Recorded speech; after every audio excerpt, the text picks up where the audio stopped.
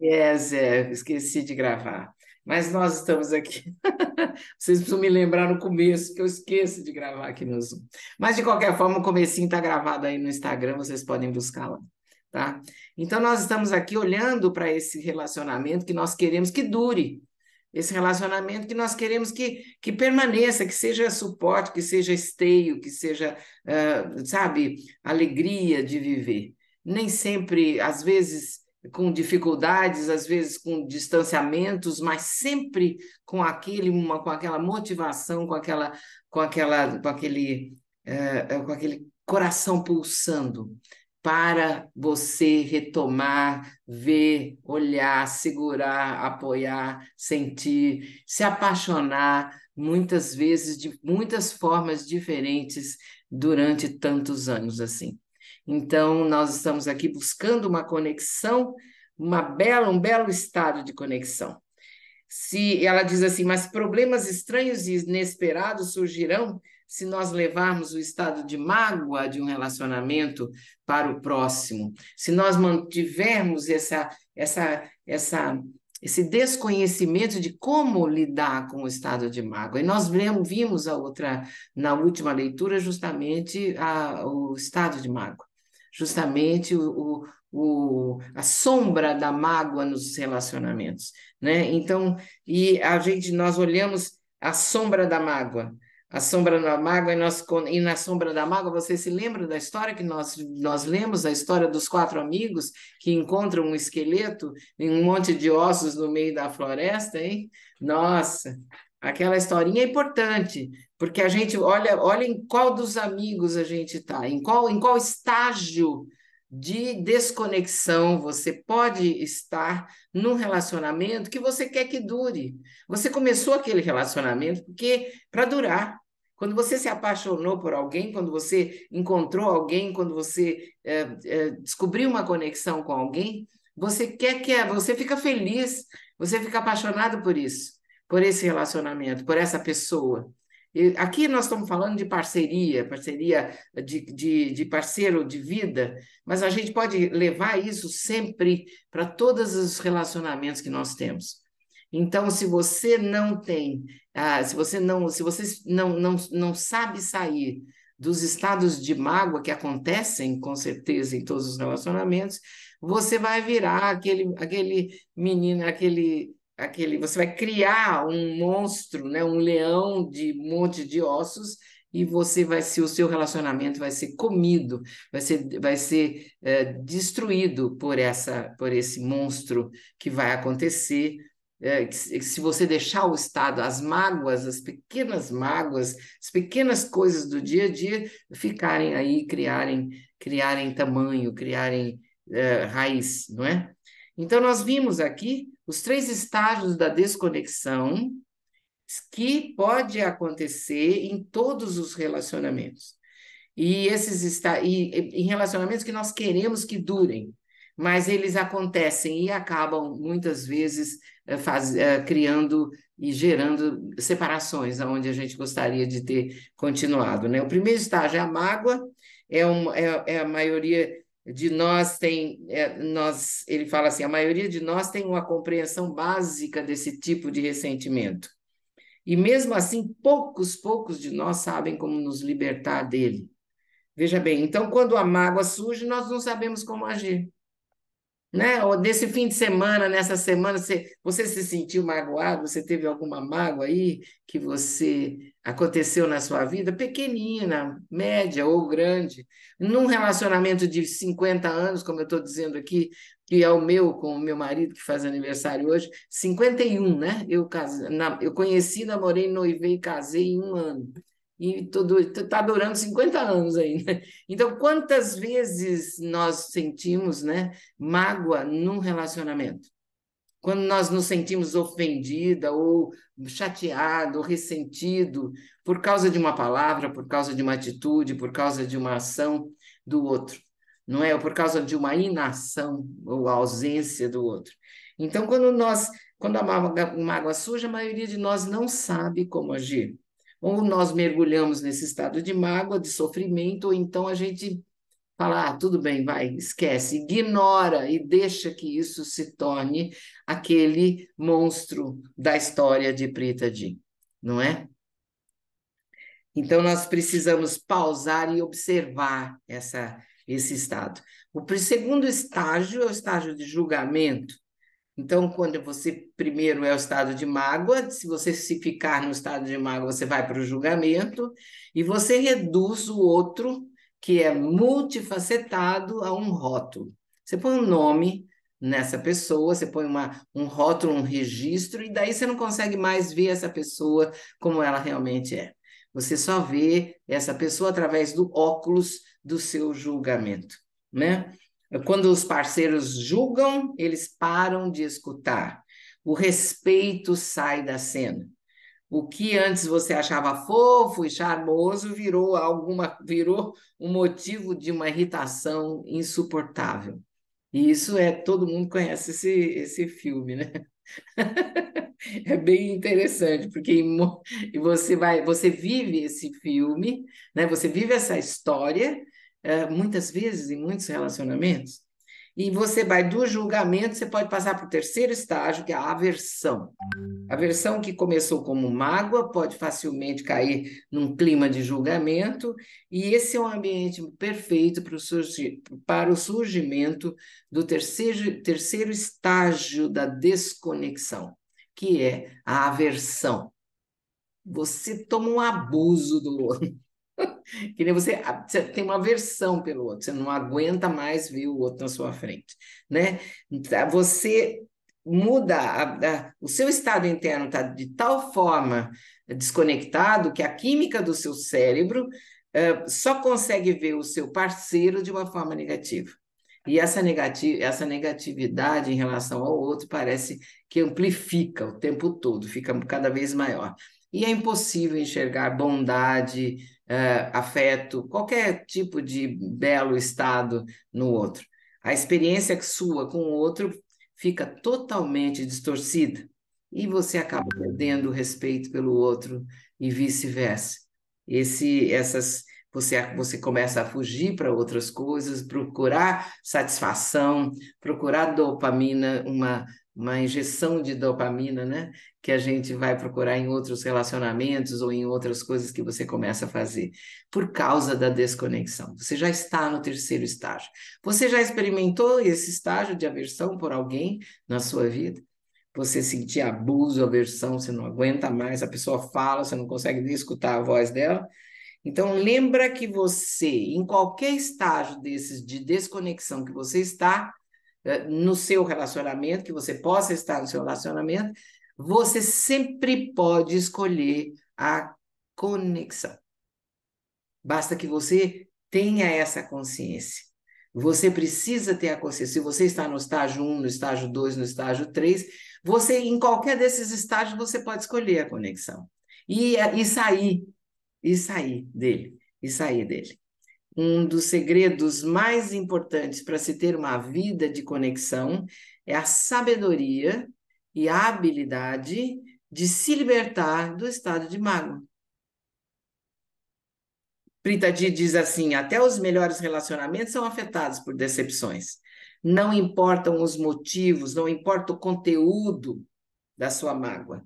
A dissolução da sua mágoa é que é essencial para se levar uma vida plena de conexão e criar e sustentar um amor que dure, que cresça, que se transforme, que se torne algo que realmente vale a pena ser vivido.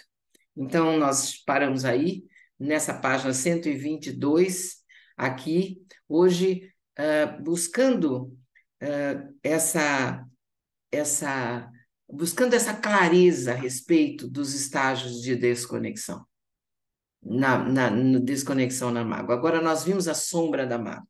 Então, hoje nós vamos ver a sombra da monotonia, que são os três estágios de desconexão. Primeiro estágio, a mágoa. Segundo estágio, julgamento. Terceiro estágio, aversão. Na sombra da mágoa. E na sombra da monotonia. Ok? Todo mundo pronto, então? Então, vamos lá? começar a nossa leitura, vocês entrem numa postura sagrada, numa postura ereta, é assim, bonitinho, que nem o Buda, olha. Olha lá como o Buda fica. Tá vendo? Aqui no Zoom, preciso fazer assim para mostrar o Buda. Isso. Ele fica sempre em estado de perfeita atenção, de atenção plena. Coluna ereta, a mente focada, concentrada, quieta, e o coração aberto e calmo, sereno. Fechem os olhos por um instante, coloquem as mãos sobre o livro, se você tem um livro. Se você não tem o livro, você põe a mão no coração e respira. Inspira profundo. Aí quando chega lá no final, você pensa que acabou, você dá uma paradinha e inspira mais um pouquinho. Isso. E expira, fazendo um O com os lábios, bem pequenininho.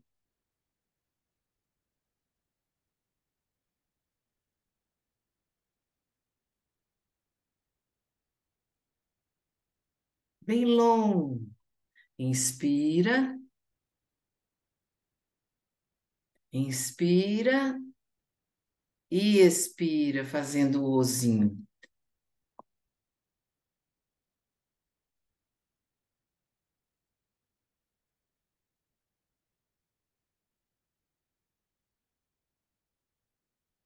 E respire mais uma vez assim.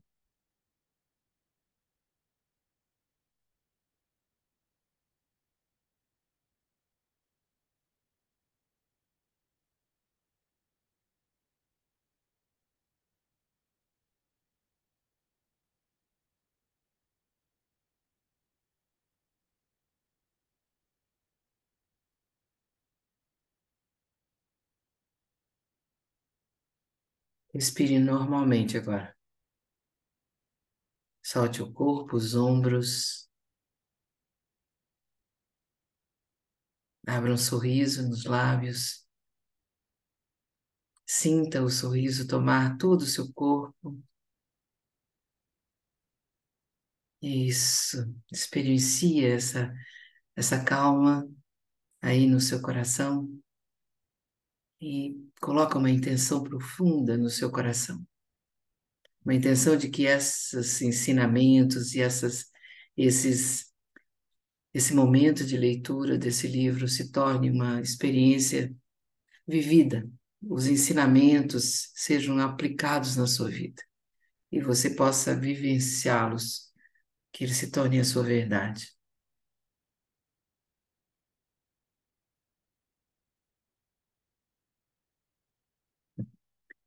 Respire novamente aí. Isso. E agora sorria e abra os olhos, dá uma risadinha para mim. Isso. Uma risadinha para mim. Isso. Ok? Agora vamos lá. Todo mundo pronto? Esqueci de pegar minha água. Vocês pegaram a sua água? É importante. Ok? Então vamos, página 122, A Sombra da Monotonia.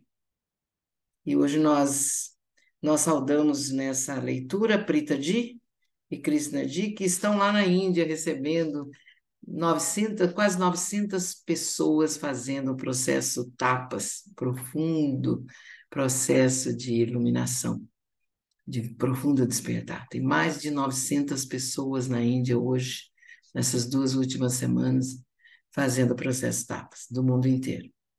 E nós estamos aqui, junto com essa energia, com essa egrégora que busca esses estados que nos afastam do sofrimento e nos levam a uma vida plena.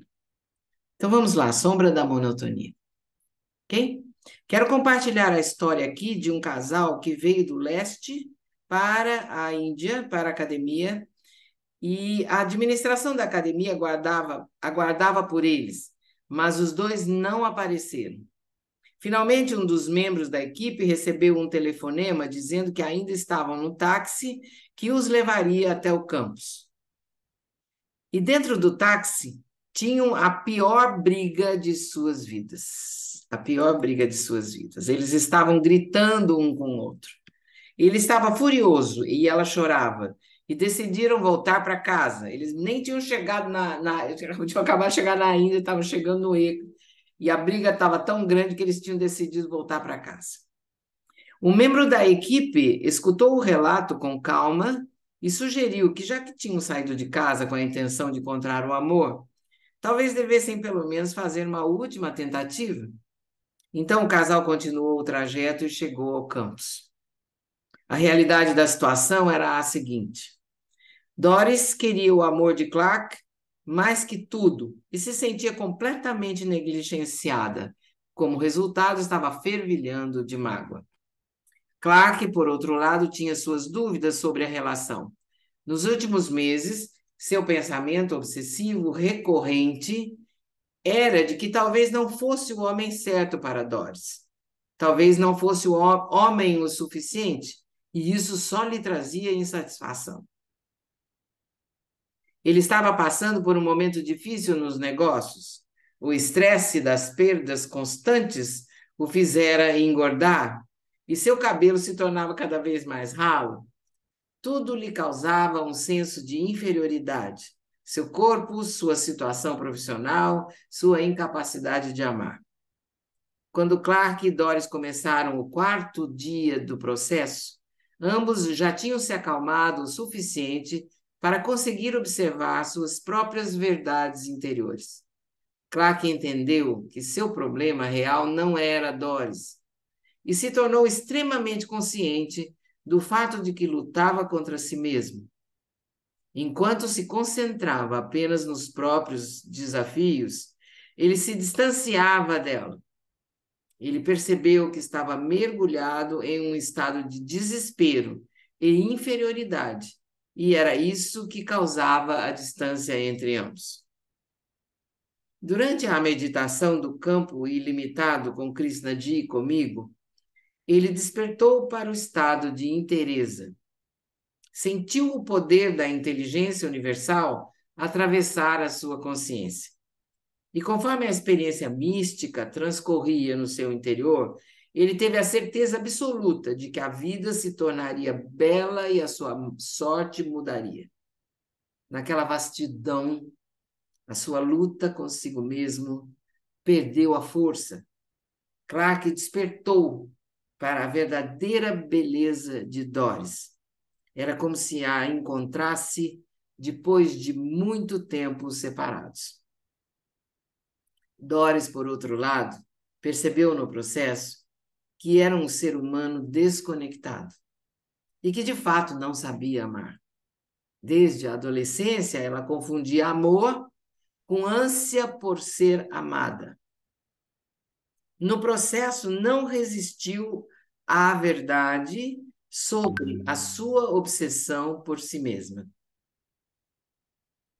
Um profundo senso de humildade surgiu em sua consciência, ajudando-a a se perdoar pelo sofrimento que causara a Clark e a si mesma.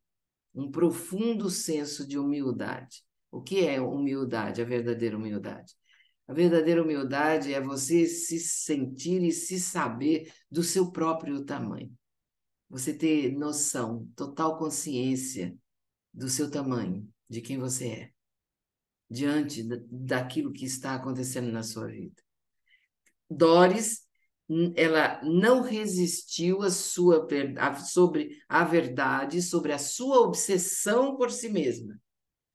Tá? E um profundo senso de humildade surgiu em sua consciência, ela percebeu e ajudou a se perdoar pelo sofrimento que causara a Clark e a si mesma. Após o processo, os dois encontraram um parceiro romântico e um amigo verdadeiro um no outro. O relacionamento deles continua se manifestando com um enorme apreço de um pelo outro, de um para o outro. essa história de Doris e Clark. Talvez você não esteja consumido, talvez você não esteja consumida pela mesma sombra de mágoa que Clark e Doris sentiam. Porém, mesmo assim, nossos relacionamentos parecem dolorosamente rasos quando nós não vivemos em um belo estado de conexão. Por que não estamos encontrando a satisfação que nós estamos buscando? Por quê? Às vezes o problema não surge entre o casal, mas na vida e nos desafios que a vida impõe. Incapazes de lidar com as dificuldades, nós sucumbimos a um estado sombrio de preocupação, de irritação e de ansiedade.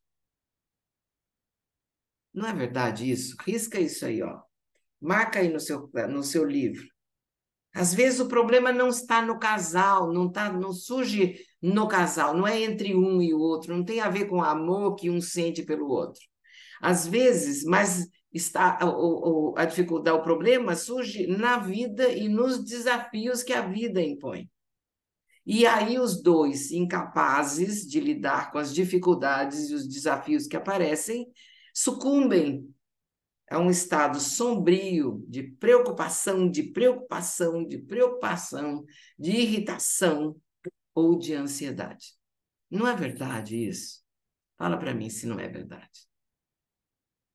Você consegue se identificar aí em algum momento de algum relacionamento que você teve? Então, veja bem, atolados nesse estado de aflição, nós acabamos nos deixando consumir pela tentativa furiosa de resolver problemas, a maioria dos quais é inexistente, são problemas criados, imaginária ou exagerada. Veja bem, esse parágrafo é muito importante. Facilmente ofendidos, nós mergulhamos em uma missão de autodefesa. Toca se defender um do outro. Por quê? Se sente atacado o tempo inteiro. E nós nos tornamos incapazes de lidar com situações reais, de maneira que criem mais felicidade e bem-estar para todos. Eu, se vocês, marcava esse parágrafo aqui para voltar para ele muitas vezes durante a semana. O que vocês acham? Concordam comigo? É tão importante. Como a gente sai da gente, conheço bem essa história, eu também conheço, todo mundo conhece, todo mundo que passou por um relacionamento conhece a história da desconexão. E todo mundo que passou por um relacionamento, que quis que esse relacionamento durasse, conhece a história de reconectar também, não é? Então, você não tem nada a ver com o casal, com o amor que um sente para o outro. Às vezes é a vida e os desafios, e aí as pessoas não sabem lidar com os problemas e acabam se separando cada vez mais. E os problemas, como diz Prita Dia aqui, na maioria das vezes, são problemas criados, são imaginários. E ela diz exagerados. Porque tem um estado de preocupação, de irritação, de impaciência, de raiva dentro, um estado interno que está olhando para esses problemas. Não tem jeito de resolver. Tá? E nos tornamos dessa forma incapazes de lidar com situações reais de maneira que criem mais felicidades e mais bem-estar para todos. Nosso estado interior nos cansa e exaure. É cansativo, é horrivelmente exaustivo ficar no estado interno desse tipo. Vocês cansa, fica muito, muito cansado. Nossa experiência sensorial se torna sem graça. As experiências físicas do relacionamento perdem a graça, né? Desenvolvemos uma mente com pensamentos antigos sem qualquer inovação. acaba todo o tesão, vamos dizer assim, em vários aspectos do relacionamento. Encontrar com o outro deixa de ser emocionante, deixa de ser legal, deixa de ser bom. Não é mais bom, não é mais legal. Não tem mais emoção. Cadê a emoção? Não tem mais alegria, conexão. O relacionamento se torna deteriorado, talvez oferecendo certo senso de segurança ou de conforto, mas nenhum prazer interior. Nós nos agarramos ao outro de maneira possessiva, não porque adoramos viver juntos, mas porque temos medo de viver sozinhos. Ok? Isso nos lembra, diz Pritadi, de uma velha história chinesa. É o conto de um homem que tinha medo da sua própria sombra e vivia apavorado com o som dos próprios passos. Um dia, enquanto ele caminhava, as nuvens se afastaram e o sol criou uma sombra enorme. O homem entrou em pânico e, tentando fugir dela, começou a correr. Não importava quão rápido ele se movia, era impossível escapar da sua sombra e do som dos seus passos. Ele continuou correndo, correndo até desmaiar de cansaço e morrer. Olha que dramática essa história. O cara que tinha medo da sua própria sombra. Se esse homem tivesse parado e sentado embaixo de uma árvore, o barulho dos passos acabaria e a sombra teria desaparecido, não é verdade?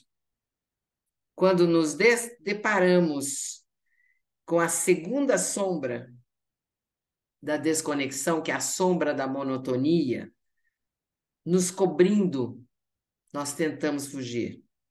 Nós tentamos fugir indo à academia, procurando divertimento, nos tornando viciados no trabalho, no álcool, nas drogas, qualquer que seja, em compras, ou até viciados em falar. Algumas pessoas não conseguem parar de tagarelar, dessa forma, fugindo da sua decepção com a vida. Não tem o workaholic, tem o speakaholic, aquele que fala sem parar, não é, Dinda? Aquelas pessoas que falam o tempo todo, comentam tudo, falam sem parar. Porque enquanto elas estão falando, elas não estão se ouvindo, elas não percebem, essa atenção total desaparece. Elas não se escutam, elas fogem de si mesmas, falando, falando, falando, falando, falando, falando. Você conhece alguém assim? Olha lá. Aí está balançando a cabeça. E aí, você conhece Luciana Alves? Alguém assim? Tem o outro lado do Buda, não tem nada a ver. Então veja bem, essas quando a sombra da monotonia, quando a desconexão entra nesse estado de monotonia, você começa a fugir. Quais foram as fugas que você andou fazendo na sua vida? Nesse momento da sua vida, qual é o que você está fazendo como fuga? Claro que aí ir para a academia, fazer um exercício, é maravilhoso, é ótimo. Claro que fazer uma compra, comprar uma coisa, é tão bom e necessário, às vezes, e bom e gostoso. Não, não é disso que Prita G está falando. Prita G está falando quando você vai para essas fugas, pega essas rotas de fuga, sem inconscientemente, sem perceber que você está fazendo isso para entrar num movimento que leve você a se esquecer das suas decepções nos seus relacionamentos, principalmente. Relacionamento é vida, não é? O que é vida? O que é viver a vida? Viver a vida é viver os nossos relacionamentos. Nós estamos falando aqui de uma jornada de relacionamentos centrados, de parceiros centrados no coração. Qual é a fuga? Qual foi a sua fuga? Qual tem sido a sua fuga? Observe isso, olhe para dentro. A jornada é sua. A jornada não é da leitura, não é da Preta Di. A jornada é para você olhar para dentro e descobrir aonde é que você não vê, não quer ver a si mesmo, as suas decepções. Às vezes, para fugir desse vazio interior desconfortável, nós nos jogamos em relacionamentos que nos dão picos instantâneos de dopamina. Se apenas conseguíssemos parar e observar essa sombra sem fugir dela, nós nos aproximaríamos da luz e evoluiríamos para o belo estado de conexão. Não é verdade? Apenas parar, parar embaixo da árvore e a sombra some, o barulho dos passos acaba e você descansa e você repousa na sua própria essência. Você vê a si mesmo. Então feche os olhos aqui. Agora feche os olhos, pause aqui.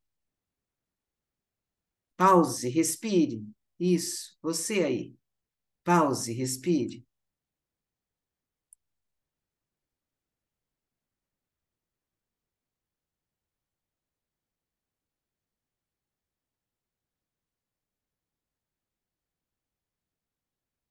Respire um pouco.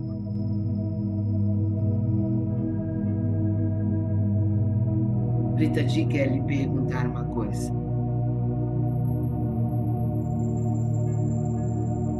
Reflita profundamente sobre a resposta que você vai dar. Se a sua vida fosse um filme, qual seria, nesse momento da sua vida, o tema central do seu filme? O filme da sua vida. Qual seria o título do seu tema do filme da sua vida, se ela fosse um filme agora?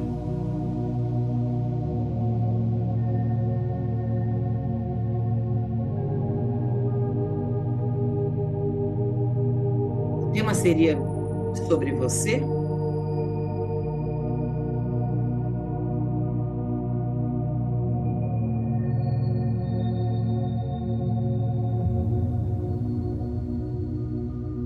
O propósito de todos os personagens do seu filme. Qual seria o propósito deles? Dar mais destaque para você?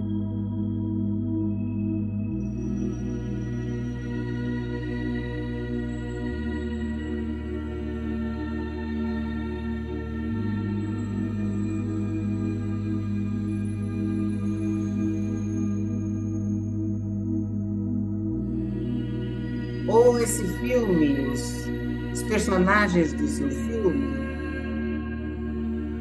você nesse filme tem um papel de melhorar a vida dos outros, trazer mais prazer no filme da sua vida.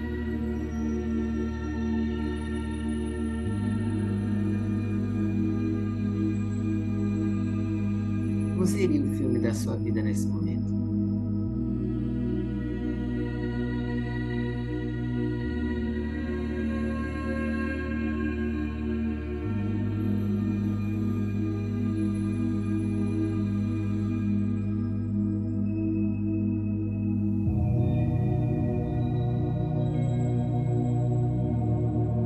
Respire profundamente aí e volte devagar.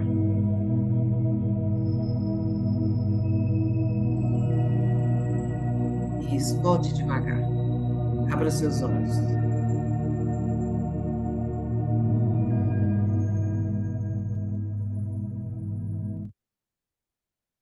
Tati falou sobre a autoobsessão, né? Ela, ela falou sobre, no caso da história do Clark e da Doris, ele falou que os dois entraram, a partir do processo que vivenciaram com elas e com o Krishnadi, eles perceberam o tamanho da sua autoobsessão. E aí ela fala agora sobre isso, o labirinto da autoobsessão. Quando a autopreocupação, se preocupar com você mesmo, O que é se preocupar comigo mesmo? Eu não imagino, eu me preocupo com tudo, mesmo com a vida, não comigo mesmo. Você se preocupa com você, com o seu trabalho, com a sua roupa, com o seu jeito, que vai dar certo para você, se você vai se sentir bem. Não. Preste atenção o tanto de foco que você coloca em si mesmo. Preste atenção.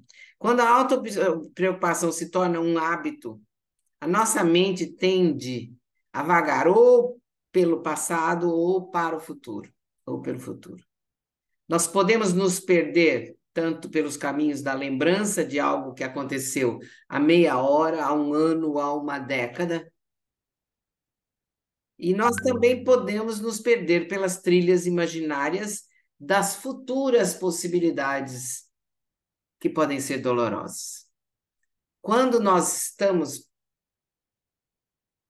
na autoobsessão, na autopreocupação, e ela se tornou um hábito, a gente está sempre vagando ou pelo passado ou pelo futuro. E não é verdade isso, prestem atenção. A gente está sempre preocupado, ou com o futuro caótico que vai cair tudo na minha cabeça, ou com o passado que aconteceu e que eu estou feliz, estou infeliz. A gente não vê a possibilidade do presente. Podemos nos perder tanto pelos caminhos das lembranças de algo ou das elucubrações a respeito do futuro. Na antiga mitologia da ilha de Creta, contavam lendas sobre escravos sendo jogados em um labirinto impossível de escapar. Nas profundezas desse labirinto havia um monstro gigantesco chamado Minotauro, e tinha a cabeça de um touro e o corpo de um homem. Os escravos acabavam sendo comidos pelo Minotauro, porque eles não conseguiam sair do labirinto.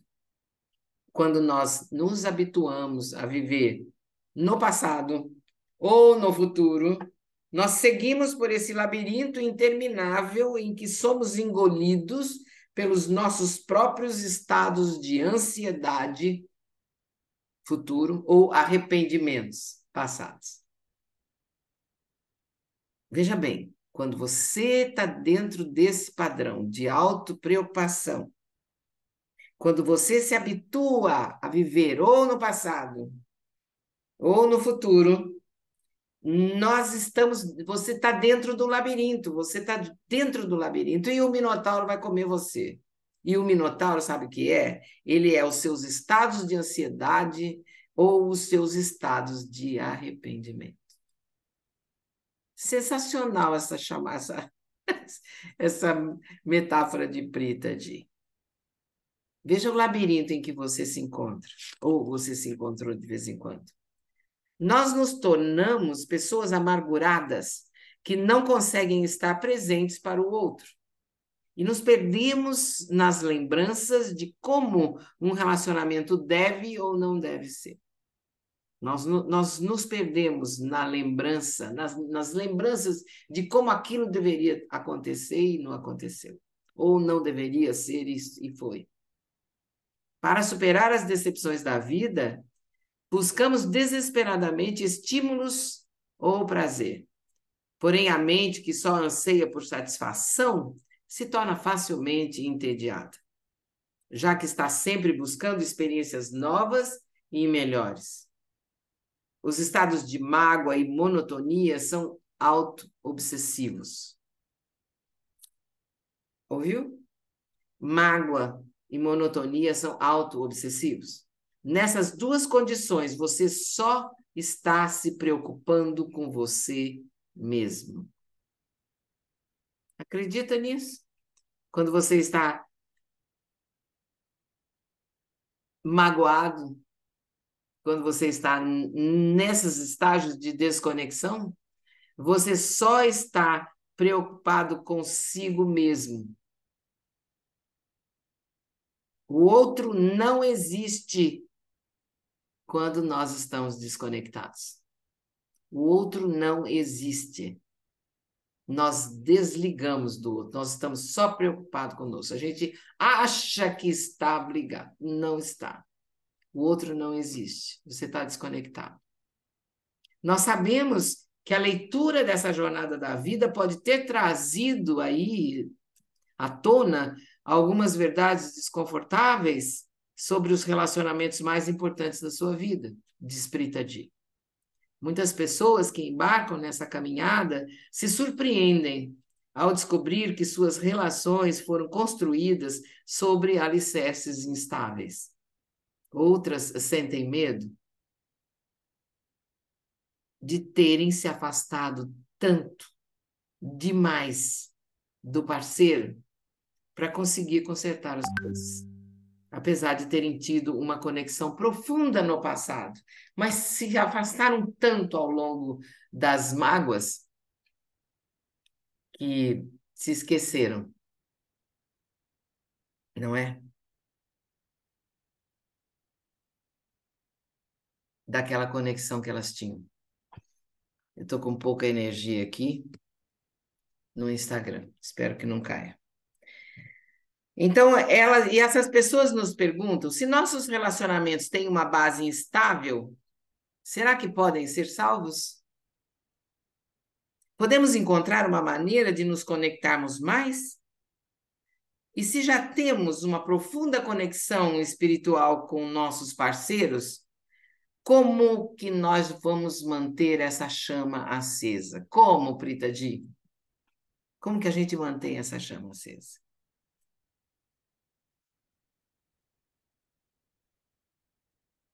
À luz da visão espiritual. Como nos libertamos desse inverno interior doloroso? Não apenas lidando como aceitar o sofrimento, com aceitar o sofrimento, não apenas administrando o tédio que sentimos em nosso relacionamento. Não basta nos distrairmos das mágoas e inseguranças.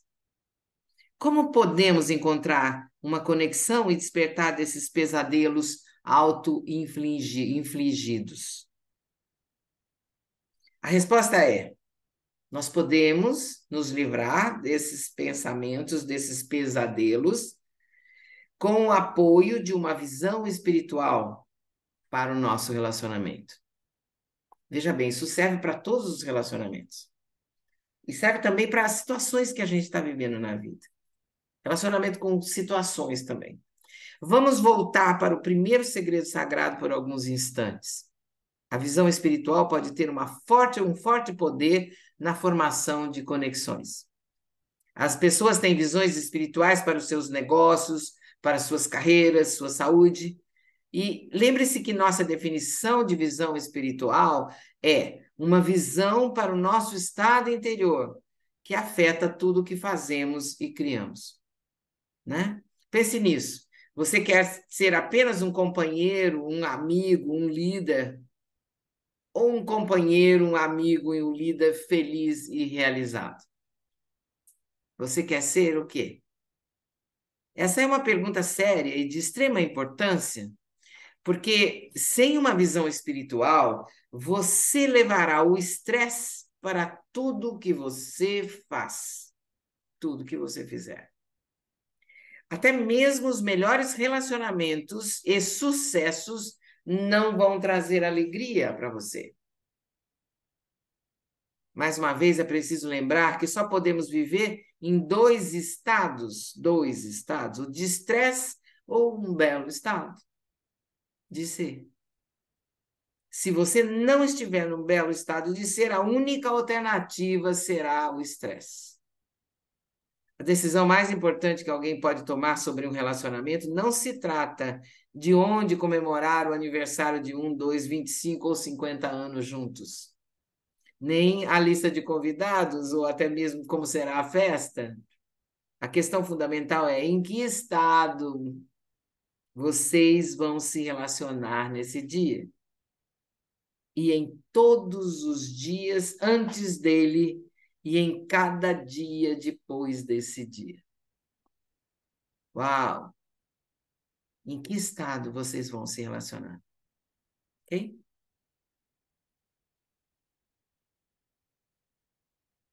É confortável viver em estados de desconexão? Ou se tornou para você essencial viver em um belo estado de amor, prazer, compaixão, gratidão um pelo outro?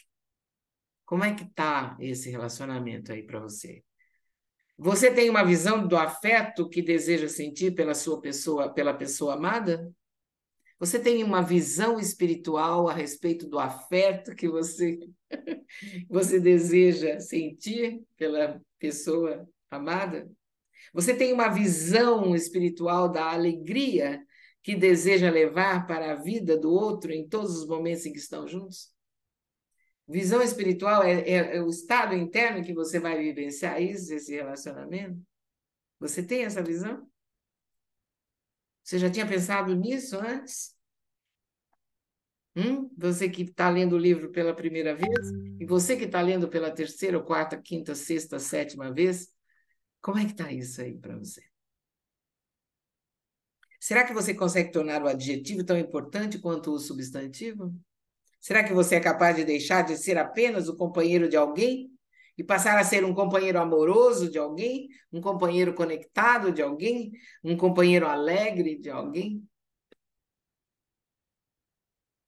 A visão espiritual se trata de você viver em um belo estado de ser, conectando-se com as experiências interiores das pessoas que você ama. Uma visão espiritual começa de maneira simples, quando nos perguntamos: em que estado eu quero viver? Em que estado eu quero que o meu amado viva? Como posso impactar o mundo interno do meu amado e torná-lo ainda mais belo? Hein? A visão espiritual começa aí. E aqui nós vamos parar, na nossa leitura. São 8h30 agora. E vamos receber essa energia Diksha, a Diksha Chaitanya, com a intenção de iluminar a nossa consciência, para que nós possamos levar essas reflexões profundas de Pritaji para os nossos relacionamentos. Ok? Fechem os olhos devagar.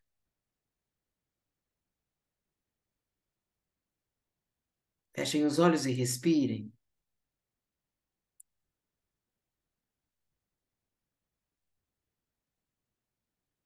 Respirem conscientemente, observando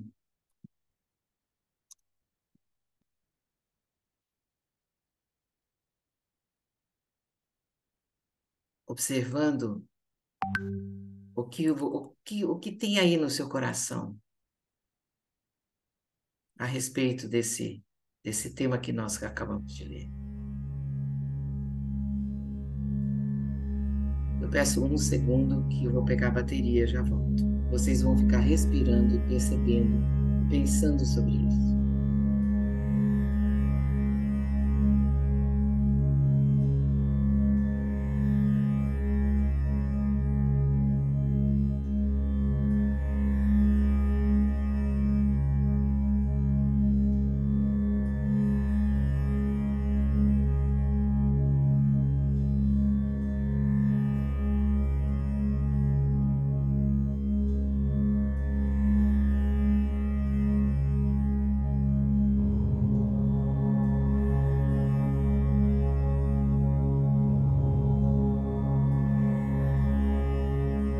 Conecta aí no seu coração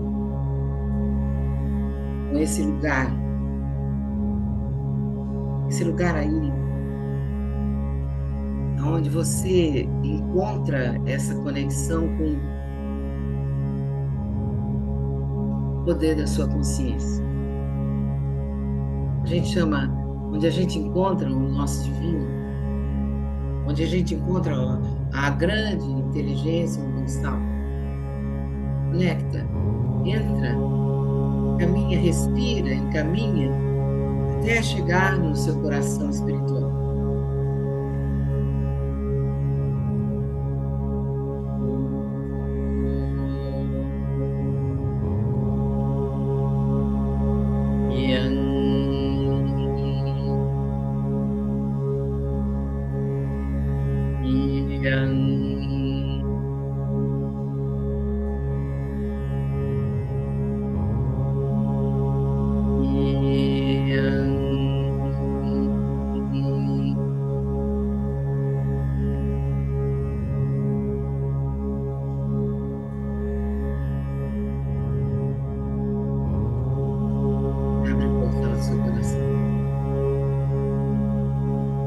Perceba o topo da sua cabeça, entrando pelo topo da sua cabeça e se assentando no seu coração. Perceba a Chaitanya Diksha.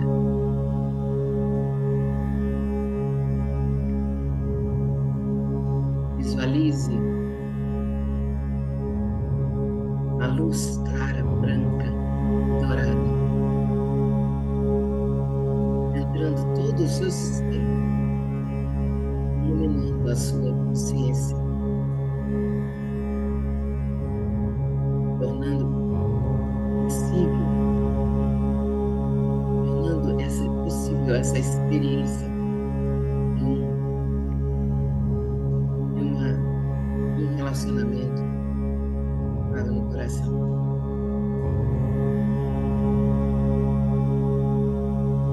Possível viver a conexão.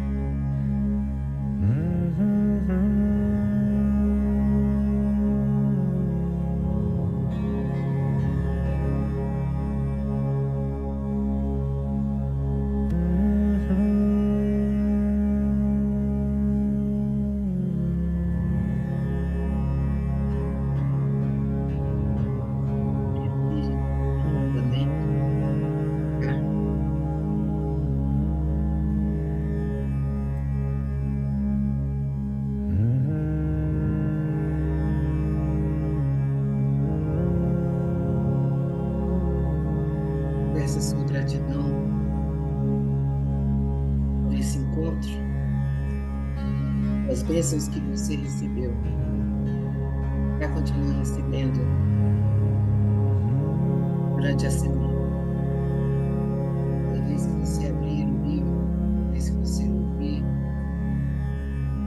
você vai continuar recebendo as bênçãos que ativam o poder da sua consciência, que levam você a viver uma vida desperta, centrada no coração.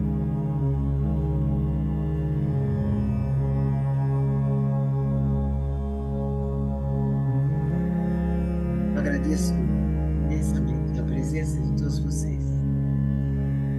Muita alegria. E na próxima semana, no próximo domingo, a gente se encontra para continuar a leitura. A todos vocês, um grande abraço, carinho. Lembrando que as gravações ficam no Instagram e no Zoom, e no meu YouTube, Elo Teixeira. Elo Teixeira. Pode ouvir as gravações novamente durante a semana e eu sugiro que você ouça. Mas melhor. Grande beijo. I love you. Oh. Namastê.